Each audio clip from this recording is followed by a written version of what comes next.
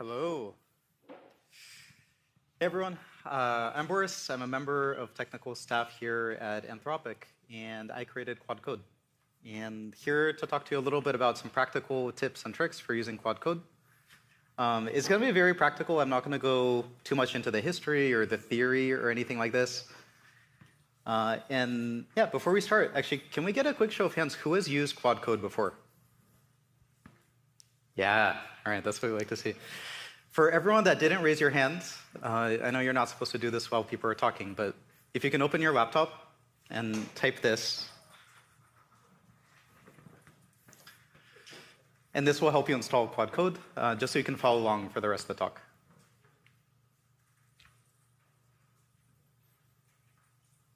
All you need is Node.js.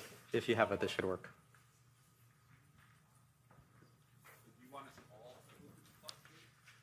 Yeah, well, you don't have to follow along, but if you don't have it yet, yeah, this is your chance to install it so you can follow along. So what is Claude Code? Claude Code is a new kind of AI assistant, and there's been different generations of AI assistants for coding. Most of them have been about completing, like a line at a time, completing a few lines of code at a time. Claude Code is not for that. It's fully agentic. So it's meant for building features, for writing entire functions, entire files, fixing entire bugs at the same time. And what's kind of cool about Claude Code is it works with all of your tools. And you don't have to change out your workflow. You don't have to swap everything to start using it. So whatever IDE you use, if you use VS Code, or if you use Xcode, or if you use JetBrains IDEs, there's some people at Anthropic that you can't pry them from their cold, dead hands, but they use Claude Code. Because Claude Code works with every single IDE, every terminal out there. It'll work locally, over remote SSH, over tmux, whatever environment you're in, you can run it. It's general purpose, and this is something where if you haven't used these kind of free-form coding assistants in the past, it can be kind of hard to figure out how to get started, because you open it up and you just see a prompt bar, and you might wonder, like, what do I do with this? What do I type in? It's a power tool, so you can use it for a lot of things, but also because it can do so much, we don't try to guide you towards a particular workflow, because really, you should be able to use it however you want as an engineer.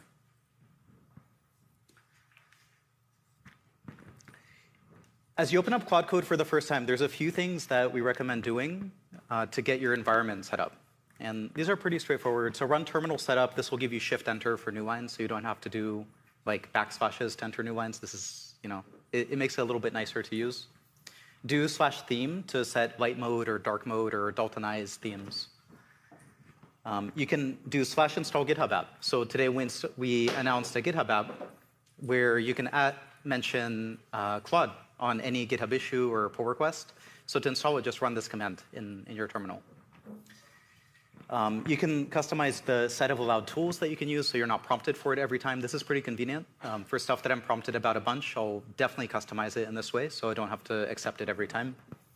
And something that I actually do is for a lot of my prompts, I won't hand type them into Claude Code.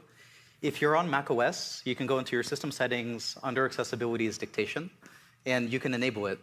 And so something I do is you just hit like the dictation key twice, and you can just speak your prompt. And it helps a lot to have specific prompts. So this is actually pretty awesome. You can just talk to Claude Code and like you would another engineer, and you don't have to type a lot of code. So when you're starting out with Claude Code, it's so freeform and it can do everything. What do you start with? The thing I recommend above everything else is starting with code-based Q&A. So just asking questions to your code base. This is something that we teach new hires at Anthropic. So on the first day in technical onboarding, you learn about Claude Code, you download it, you get it set up, and then you immediately start asking questions about the code base. And in the past, when you were doing technical onboarding, it's something that taxes the team a lot, right? You have to ask other engineers on the team questions. You have to look around the code, and this takes a while. You have to figure out how to use the tools. This takes a long time. With Claude Code, you can just ask Claude Code, and it'll explore the code base. It'll answer these kind of questions. And so at Anthropic, onboarding used to take about 2 or 3 weeks for technical hires. It's now about 2 or 3 days. What's also kind of cool about Q&A is we don't do any sort of indexing. So there's no remote database with your code. We don't upload it anywhere. Your code stays local. We do not train generative models on the code. So it's there, you control it, there's no indices or anything like this. And what that means is also there's no setup. So you start Claude, you download it, you start it, there's no indexing, you don't have to wait, you can just use it right away. This is a technical talk, so I'm going to show some very specific prompts and very specific code samples that you can use and hopefully improve and up-level your Claude Code experience. So some kind of questions that you can ask is, like how is this particular piece of code used, or how do I instantiate this thing? And Claude Code, it won't just do like a text search and try to answer this. It'll often go a level deeper, and it'll try to find examples of how is this class instantiated, how is it used, and it'll give you a much deeper answer, so something that you would get out of a wiki or documentation, instead of just like Command F. Something that I do a lot also is ask it about Git history. So for example, why does this function have 15 arguments? And why are the arguments named this weird way? And this is something I bet in all of our code bases, you have some function like this or some class like this. And Claude Code can look through Git history. And it'll look to figure out how did these arguments get introduced, and who introduced them, and what was the situation? What are the issues that those commits link to? And it'll look through all this and summarize it. And you don't have to tell it that in all this detail. You just ask it. So just say, look through Git history, and it'll know to do this. The reason it knows, by the way, is not because we prompted it to. There's nothing in the system prompt about looking through Git history.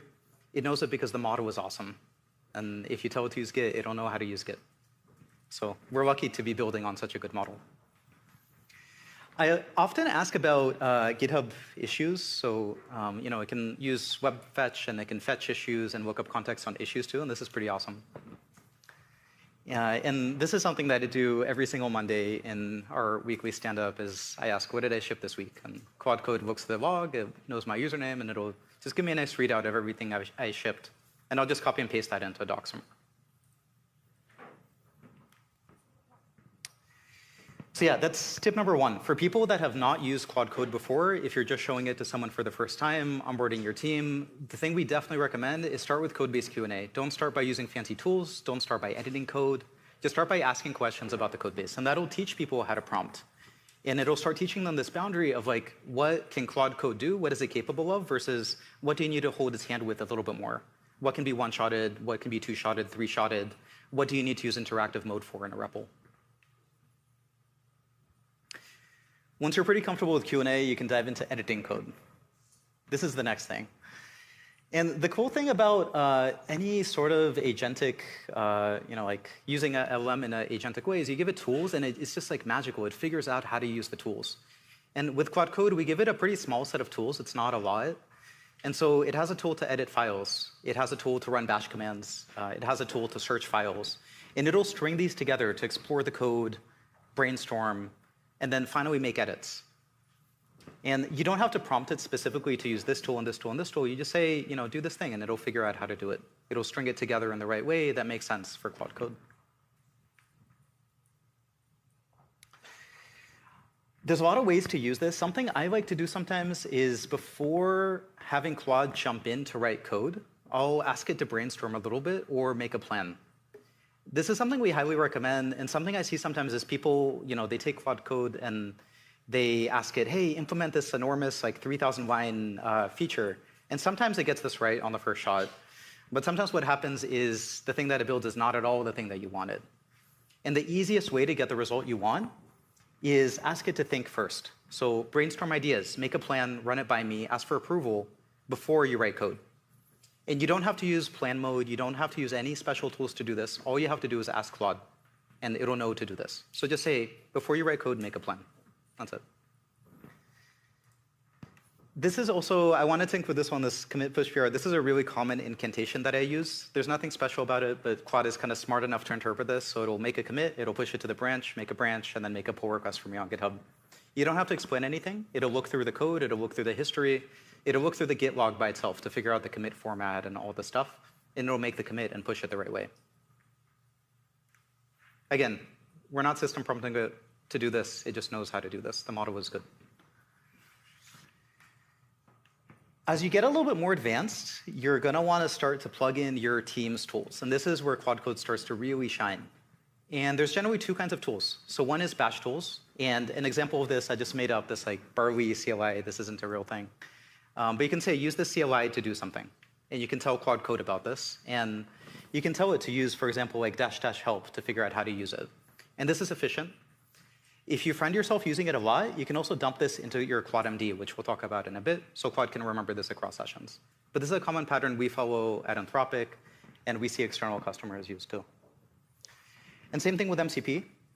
Claude Code can use bash tools, it can use MCP tools, so just tell it about the tools, and you can add the MCP tool, and you can tell it how to use it, and it'll just start using it. And this is extremely powerful, because when you start to use code on a new code base, you can just give it all of your tools, all the tools your team already uses for this code base, and Claude Code can use it on your behalf.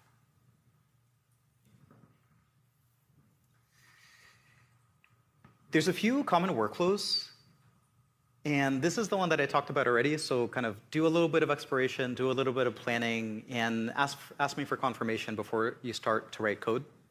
These other two on the right are extremely powerful. When Claude has some way to check its work, so for example, by writing unit tests or screenshotting in Puppeteer or screenshotting the iOS simulator, then it can iterate. And this is incredible because if you give it, for example, a mock and you say, build this web UI, it'll get it pretty good. But if you let it iterate 2 or 3 times, often it gets it almost perfect. So the trick is give it some sort of tool that it can use for feedback to check its work. And then based on that, it will iterate by itself, and you're going to get a much better result. So for whatever your domain is, if it's unit test or integration test or screenshots for apps or web or anything, just give it a way to see its result, and it'll iterate and get better. So these are the next steps. Teach Claude how to use your tools and figure out the right workflow. If you want Claude to jump in a code, if you want it to brainstorm a little bit, make a plan, if you want it to iterate, kind of have some sense of that so you know how to prompt Claude to do what you want. As you go deeper, beyond tools, you want to start to give Claude more context. And the more context, the smarter the decisions will be, because as an engineer working in a code base, you have a ton of context in your head about your systems and all the history and everything else. So there's different ways to give this to Claude. And as you give Claude more context, it'll do better. There's different ways to do this. The simplest one is what we call ClaudeMD. And Claude.md is the special file name. The simplest place to put it is in the project root. So the same directory you start Claude in, put a ClaudeMD in there. And that'll get automatically read into context at the start of every session. And essentially, the first user turn will include the ClaudeMD. You can also have a local ClaudeMD.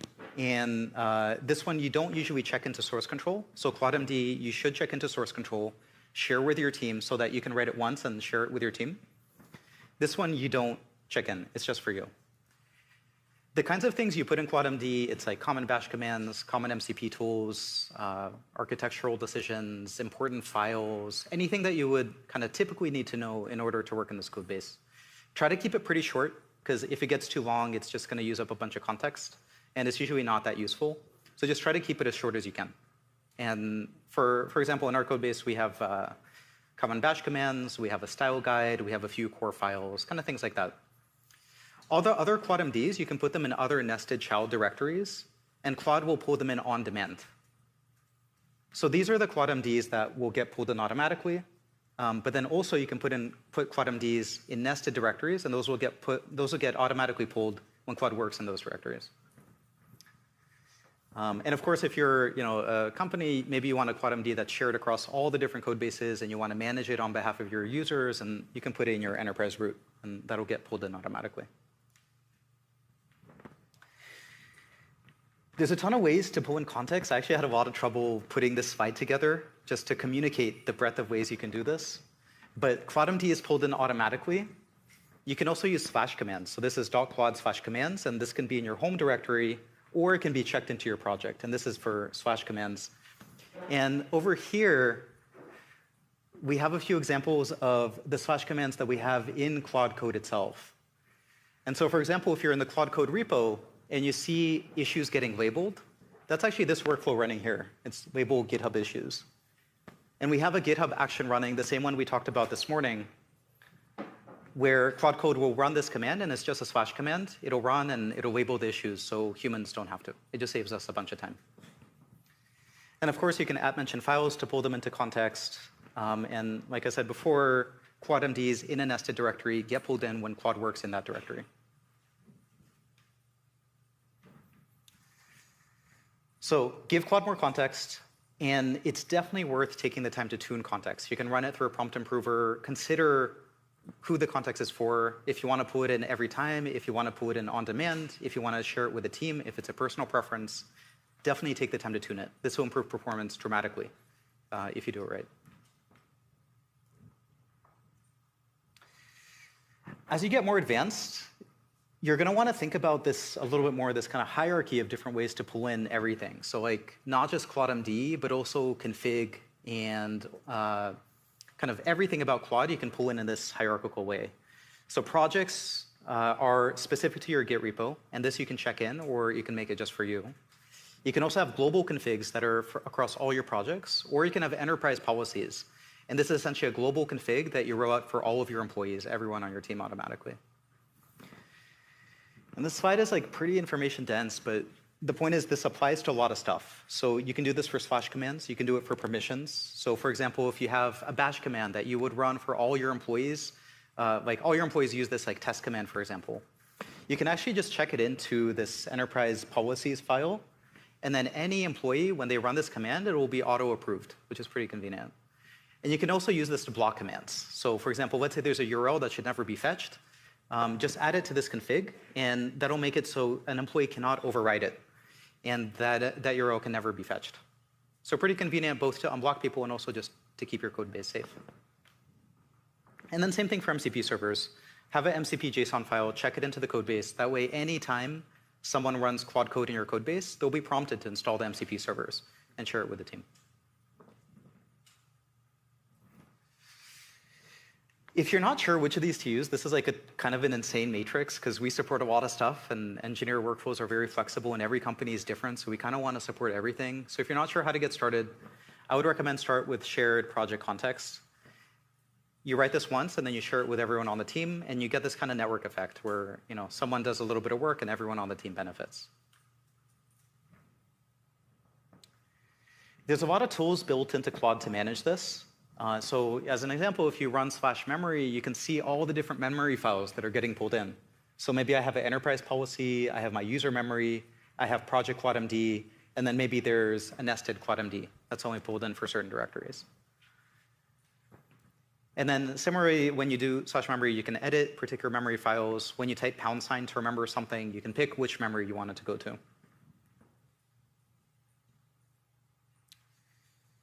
So yeah, that's the next step. Take the time to configure ClaudeMD, MCP servers, all the stuff that your team uses so that you can use it once, configure it once, and then share it with everyone. An example of this is in our apps repo for Anthropic. This is like the repo that we have all of our web and apps code in. There's a Puppeteer MCP server, and we share this with the team. And there's an MCP JSON checked in, so any engineer working in that repo can use Puppeteer in order to pilot end-to-end tests and to screenshot automatically and iterate so that every engineer doesn't have to install it themselves.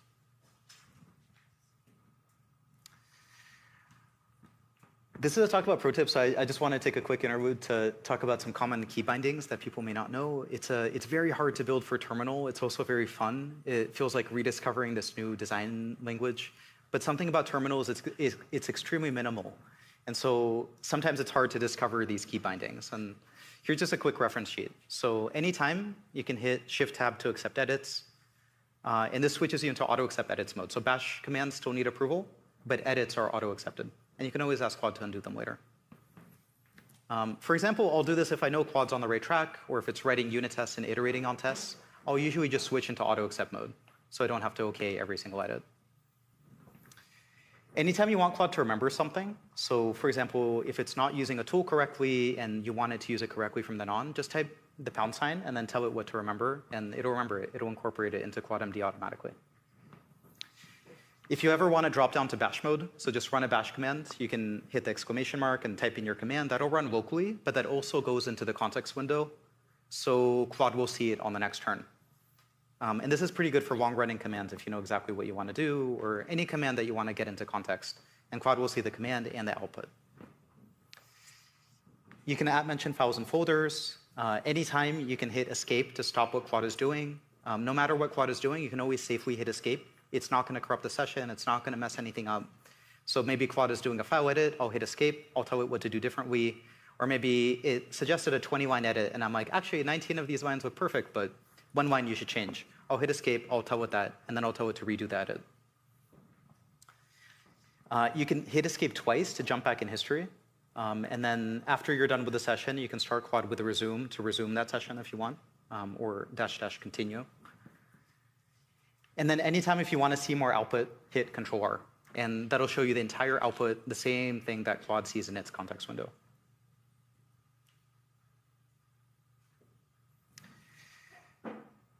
The next thing I want to talk about is the Claude Code SDK. So we talked about this at the top. Right after this, Sid is doing a session, I think just across the hallway, and he's going to go super deep on the SDK.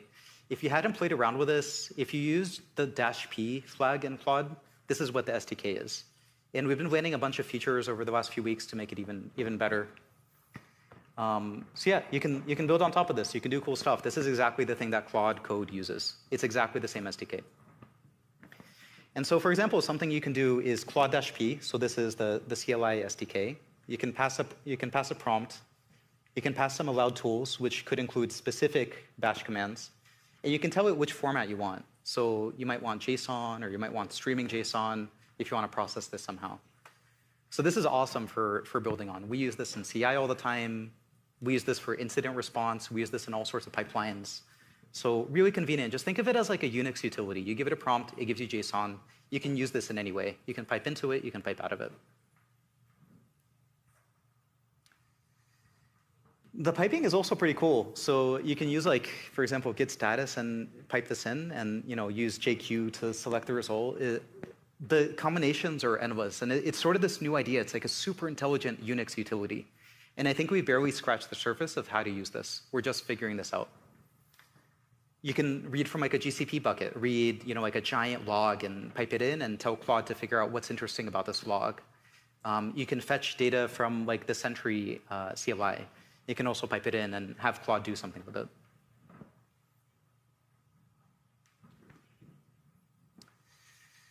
The final thing, and this is probably like the most advanced use cases we see, I'm sort of a Claude normie. So I'll have usually like one Claude running at a time, and maybe I'll have like a few terminal tabs for a few different repos running at a time.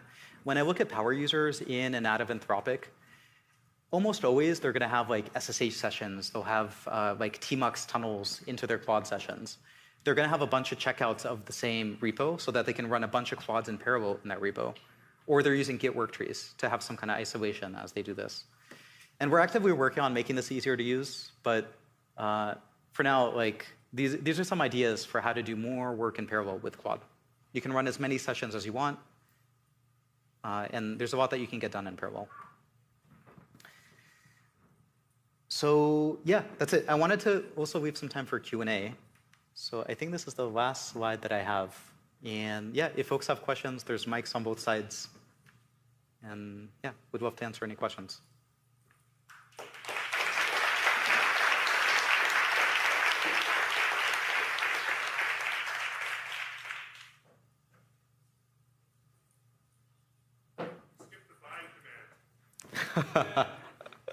I did.